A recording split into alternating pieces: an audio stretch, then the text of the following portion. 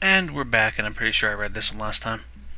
It's pretty spacious. The ceiling is unusually high, and there's lots of space left over around and in between the desks. It doesn't look like it. There doesn't look like a very wide gap. No one could fit through that one. In fact, there's not a very big gap between any of the desks. An entire wall taken up by blackboards and the high, old-fashioned windows only make it seem larger. The students' desks are just standard wooden desks with a shelf underneath for books and wooden chairs with metal frames, simple and efficient. I stop walking in front of the classroom and face the other students. They all look normal, like students in any other school, but then why would they be here? They probably like me and have something wrong with them, only it's just not immediately obvious. Then I notice that one of the girls seems to be missing the thumb of her right hand. It's a little jarring. Despite the natural tendency to listen when someone's talking about you, I tune out the teacher's speech halfway through while he introduces me to the class.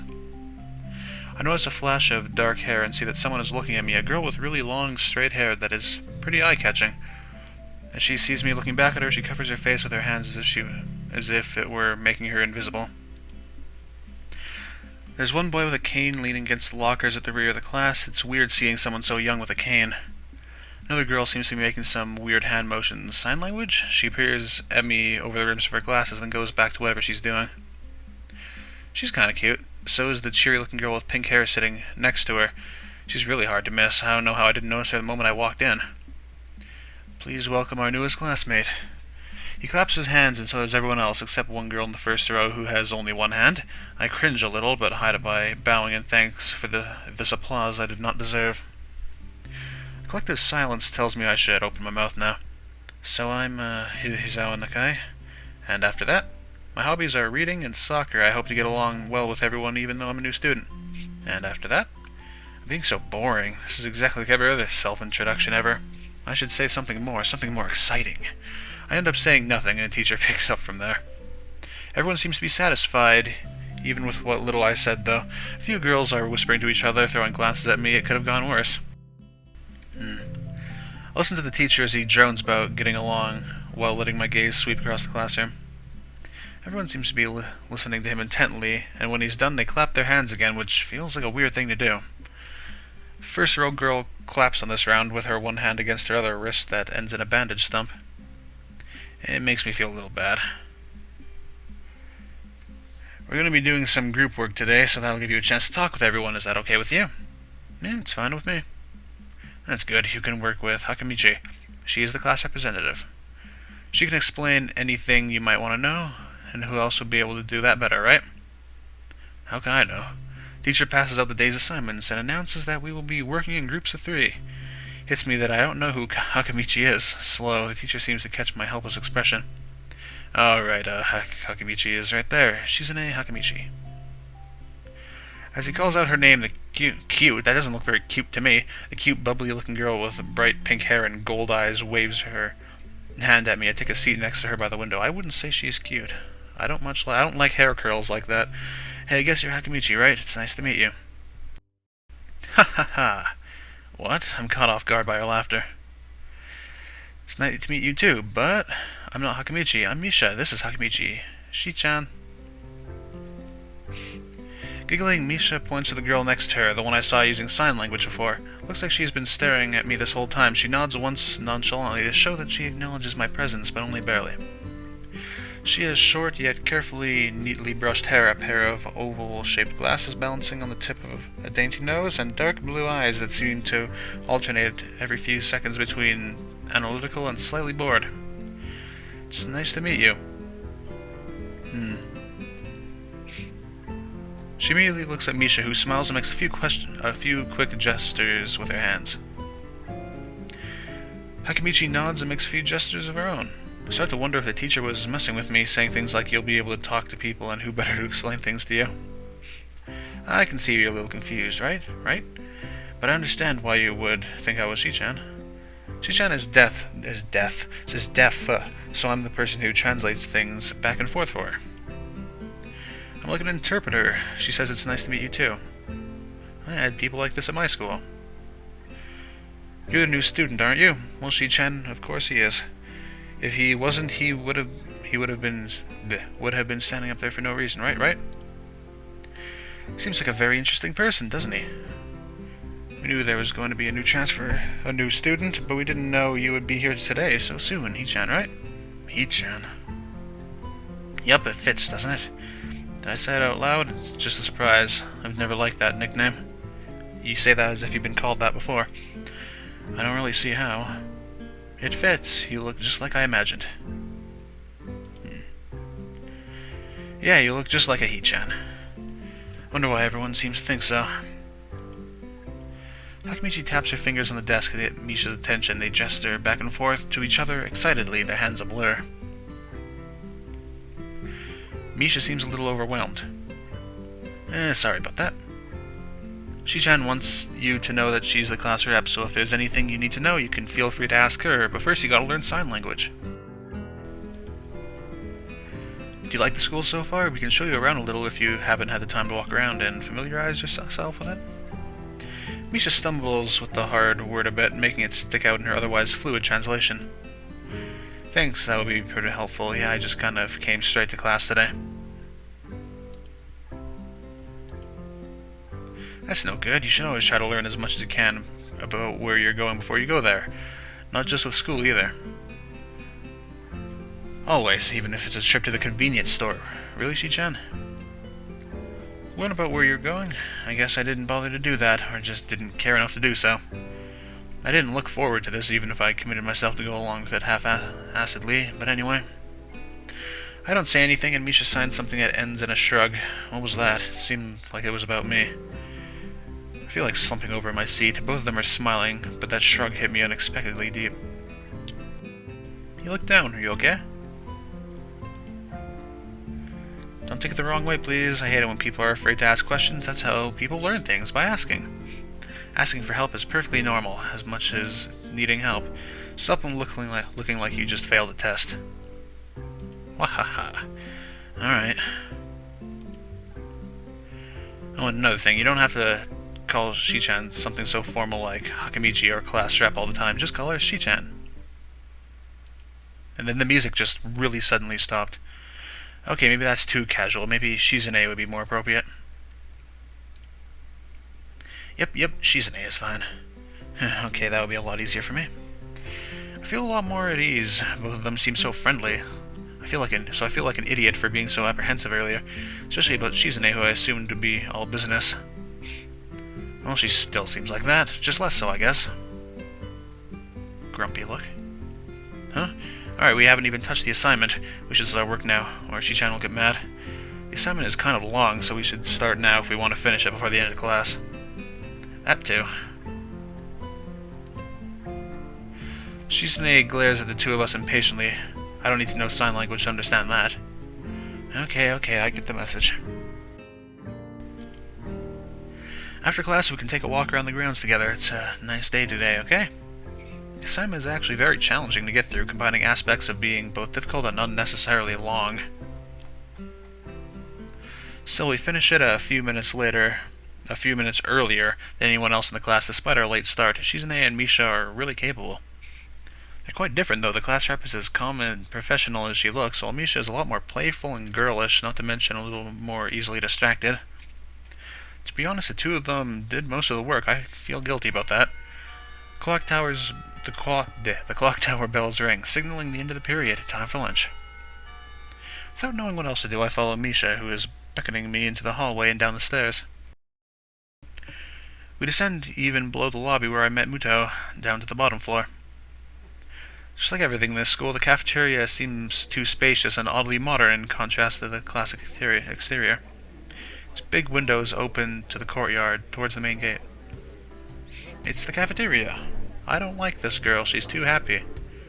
Her enthusiastic statement of the obvious makes people around us stare, but Misha doesn't seem to care, so we proceed to the line. There's a rather long list of menu options, which seem great until I realize that many of them are to accommodate students who need special diets. How nice. It almost feels like I'm back at the hospital, eating portions measured with scientific precision to meet the needs of the patients. I pick something at random and follow Shizune to a table, sitting opposite of her. As I nibble indifferently at the food I'd rather not eat, Misha pokes me in the side to get my attention and points to Shizune. I don't understand signs, so the point escapes me. Maybe looking at a person who talks to you is proper and polite. Do you want to know something? What? About anything, we're your guide, so you should ask if there is something. I wonder. Oh boy, that's a lot of stuff. Let's go with the save. Let's save over. Well, let's not save over, let's just make a new one. I did not mean to show. Oh. Well, that's pretty handy. How do I get it back? There we go. Ask about Shizune's deafness. I'm gonna ask about the deafness. Shizune intrigues me, and I kinda want to ask something about her. But I can't really ask about something that personal, can I? I can't come up with anything else to ask, so I just focus on my food while the girls talk between themselves. Misha and Shizune sign back and forth very animatedly, throwing sideways glances at me, but Misha refrains from translating. Maybe they were talking about secret girl stuff or something. Quickly noticed the conversation in the sign is not enough to fill a silence. Darn, he didn't ask a question. We arrive in the classroom early, but we're not the first. Maybe I should go back and... Nah, I already chose that one. I'll just keep going with it. We arrive in the classroom early, but we're not the first. Oh man, that looks cool. That dark-haired girl I noticed before has slumped over her desk at the last row. She jumps a little when Misha crashes into the room with the elegance of a rhino. She shrinks deeper into her seat. I can feel her tension all the way from here, as if she were slowly turning into stone just from our presence. Misha and Shizune either don't notice or don't mind as they walk directly past her to their seats and begin to converse. Left wondering about her, even when the classroom slowly fills with other students and finally the teacher. Getting into the rhythm of school feels strange, as if my brain remembers how this is done, but my body doesn't. Towards the end of the class, I start yawning and counting the minutes left. Shouldn't be this tired on my first day of school. Maybe it's the long time spent in the hospital that made me like this. I'm even feeling physically weak and lifeless. I'd assume so. Before long, the final bell rings. School is finally over for the day. Beside me, Misha and Shizune are having a short conversation. After a bit of deliberation, Misha turns to me. Unfortunately, we can't stay and show you around today, Hichan. We've got to hurry already, since there's a lot of work for us to do. You'll find your way around here, I'm sure of it. Oh, wait, the teacher said I'd have to see the nurse, so where do I have to go? Is that so? We can at least show you that much. Come on, the nurses have their own building, so we have to go outside. We join the flow of students making their way down the stairwell and outside, with the girls pointing out other senior classrooms in the same hallway as ours. When we get outside, the girls make their way to the smaller building right next to the school. It's built in the same style, so it looks like it's actually a part of the main building. This is the auxiliary building here. There's a lot of official important stuff inside, like the Yamaku Foundation office and all the nurses' offices. They even have a swimming pool. How is that official? Don't be silly, Hichan. It's for physical therapy, of course. Makes sense. Anyway, all the nursing staff facilities are in there too. The head nurse's office is on the first floor. Why does Shizune look so grumpy? Oh, no, never mind. You'll be fine from here, right? We'll be going then. See you tomorrow. Yeah, thanks, bye. Whole building for stuff that has nothing to do with the actual education. Guess it's necessary for a place like this. I walk in hoping that this really will only be a quick visit like the teacher said. On a white door on the left is a green cross with the text head nurse and a nameplate. A voice from the inside responds to my knock almost immediately, but I can't quite make it out. It sounded a bit like an invitation to open the door, so I invite myself further in. The room is not large and it smells strange. A friendly-looking man turns around on his office chair to face me as I enter. His desk is neat and tidy, but the bin under the table is overflowing with used medical utensils. That doesn't sound very healthy, and there are at least a dozen coffee cup rings lingering on the desk. Hello there, what can I do for you today? He is young-looking and sort of rugged, but the dimples in his cheeks wash that impression away when he smiles. Are you the nurse? He smells like a person who has heard this very same question hundreds of times. Why, yes I am. It says on the door, no? You can call me by my name or just the nurse like everyone else. Of course, I shake off my confusion, realizing I probably should grab his extended hand. His handshake is rather firm and friendly. Right, I'm a new student, and my homeroom teacher said told me to come and meet you. My name is Hisao Nakai. His eyes light up with the revelation and he snaps his fingers. Oh, you're that Nikai. I was just reading your file in the morning. Some kind of chronic arrhythmia and related congenital heart muscle deficiency, right? He gestures me to sit down in a vacant armchair in front of his desk. Yes. Good. Yeah, good. Awesome. Well, you've probably been briefed about the school enough, so I'll just go and get over this quickly. We have all kinds of facilities available, mostly physical therapy and stuff. There's always someone from my staff around, even at night, so never hesitate to call us if there's a problem. The famous 24-hour nursing staff. Well, this is like a hospital. Well, not exactly. For instance, we don't do brain surgery here. His joke feels so out of place that I'm left thinking why he even said it. Yeah, just that it's really weird to have so many medical people at a school. You'll get used to it. I'm not so sure of that myself, but I don't let the nurse know it. Now let me find your file again. While he searches for something from his computer and shuffles stacks of papers around, I let my gaze wander around the room. It's the epitome of generic, I'd like to say. Beige walls and ceiling, dark gray laminate flooring, and all the equipment you'd expect from a school nurse's office. Even the ridiculous educational posters I hang on all four walls reminding me to eat properly 3 times a day from all the food groups. Smiling, the nurse draws a thick file from a stack of similarly thick files and opens it. So you already have medication for the arrhythmia. Just remember to take your pills every morning and evening or it won't be much help. Apart from that, do you do any sports? Rash stuff like, I don't know, boxing? He grins to his own joke, but I don't. Well, I played soccer occasionally with some classmates. Alright, I'm afraid I'm gonna have to recommend you refrain from doing that, at least for the time being. Oh. My lack of reaction makes him raise an eyebrow, but really, I'm not too bothered by him forbidding me to kick a ball around. I guess I never did it out of burning passion for the sport, just to have something to do. Any kind of concussion might be very dangerous to your heart, and risking another attack is not a good idea. Was the previous one caused by a sudden concussion to the chest area? There's no mention of the cause in your papers. Not exactly. I sidestepped the question acceptably, and he glances at me over his papers with a more serious expression on his face. Still, you need to keep your body healthy, so some exercise would do you good.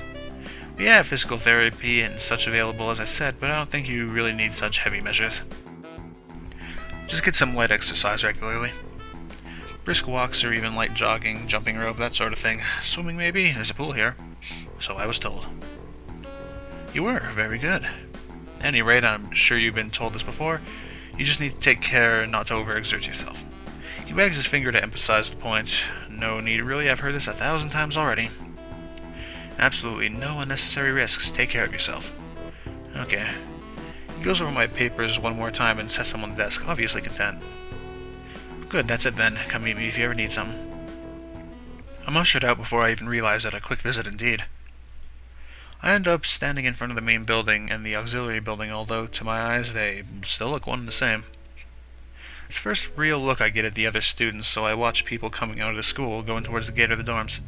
Everyone seems to know where they're going. And I still keep thinking that most of them don't look too special for being students at a special school. Then again, neither do I. Does that make me one of them? One of us? I should go somewhere too to prevent me from getting lost. It's around dinner time, but I feel tired instead of hungry. The weirdness in me only grows as I trudge towards the dorms, set a little way apart from the main building complex. Look how nice all these pictures look like. I still can't really tell if they're real or... they look drawn. I assume they took a picture and then drew over it, because that's what it looks like. There's a garden of sorts between the school and the dorms, shrubbery, flowers, and that overbearing smell of fresh-cut grass that fills the atmosphere. It dawns on my tired mind that the smell feels novel because I haven't been outside at all for so long. The dorm building is big and made of red brick. Like the others, it feels way too pompous for what it is, so I push forward going inside. It takes more time than necessary to fish out the key I was given from my pocket. Room 119. Despite the ornate exterior, the inside of the dorm is fairly new, functional, and boring. Just like in the main building, the halls and doors are wide to accommodate wheelchairs. The same goes for the elevators at the ends of the hallways. I poke my head around the corner of the common room door. Inside, a few students are watching the television. One nods and gives a quick hello before turning back to the TV. Seems only the girls around here are sociable. I suppose that's perfectly fine with me. I climb the stairs to the upper floor. Here, small corridors branch off from the main building. Well, main hallway, I think it said. Each of these minor halls seems to have a toilet and shower, as well as 4 rooms. About halfway down the hall, I spy room 119. Nameplates on the rooms adjacent to mine are blank. I guess there's just 2 of us here. Light shines from below the room of room 117, so I knock lightly. Hello, is anyone home? From inside I hear a few movements and then the clicking of way more locks than I thought these doors had. After a moment the door squeaks open. A bespectacled boy is standing in the doorway. He is looking at me very intently through his extremely thick eyeglasses. I've been recording for 20 minutes and I feel like nothing's really happened so far. Who is it? Blind? No, at least not completely. Why would he have eyeglasses if he was? He leans closer to me until our noses are almost touching. His breath stinks of garlic. Hizawa Nakai, I'm moving into the next room. I thought I should introduce my... His face suddenly brightens in realization, and he stands back upright, thrusting his hand out in a smiling greeting, almost straight to my diaphragm. Oh, sup, dude. The name's Kenji. Hi. I take Kenji's sweaty hand and shake it, still a little rattled by the sudden change of attitude and vehement welcome. There were some suspicious-looking people going in and out of your room earlier. It was probably my parents. Your parents? You sure? Because they could have been some other people, too. You can't judge a book by its cover. This out-of-place proverb is left hanging between us awkwardly as I try to think of some way to respond. I'd say the chances are high enough. He shudders and makes some exaggerated hand gestures. You're a brave man, Hisao. Me, I don't think I could trust the chances. The only one I trust is myself. This guy is insane. Does that mean I shouldn't get to know you either? He thinks about this for a while. A wise decision. Damn, you're smarter than you look. Probably. What do you look like? I hope not smart. He squints his eyes and leans closer again, but I lean backwards to dodge it. Never mind, it doesn't matter. With that, he turns, fumbles around for a moment in search of the door handle, and shuts the door behind him. I slide the key into the lock of the room marked 119. Bleak beige walls, white linen, a desk made of some sort of light wood, ugly curtains. It's no one's room, impersonal like my hospital room was. My bags are sitting at the foot of my bed, looking a lot emptier than they did this morning. The closet is sitting open, stocked with my clothes. Also, it seems that there are a number of school uniforms hanging there as well.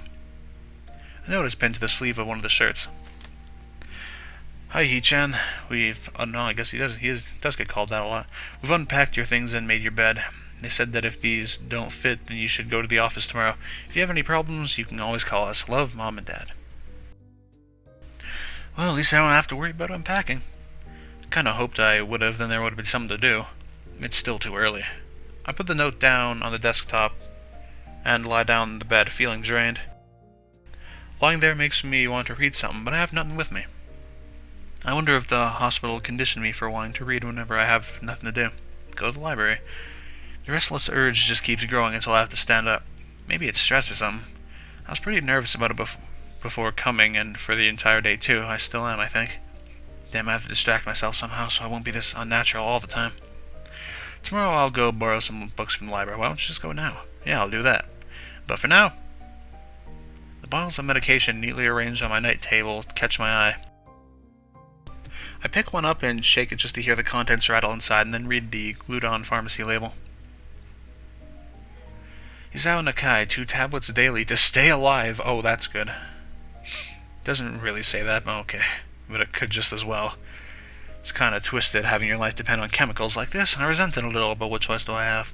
With a sigh, I begin my new daily ritual of taking the right number of pills from each bottle, being careful to check the correct dosages.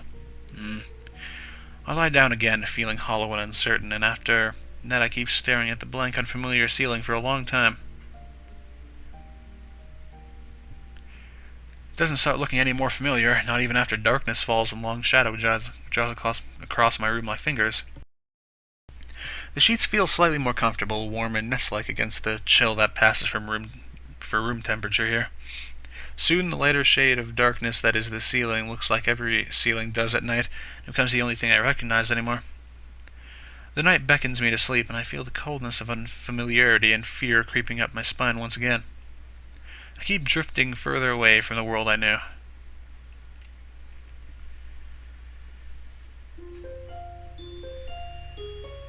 Oh, title screen.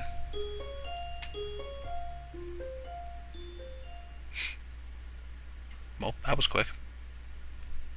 That was very quick. I wake up in a strange room, and I think we're gonna end it there. It's been 25 minutes. Not as much happened in this one as the first part, but enough happened, I guess. Anyway, thank you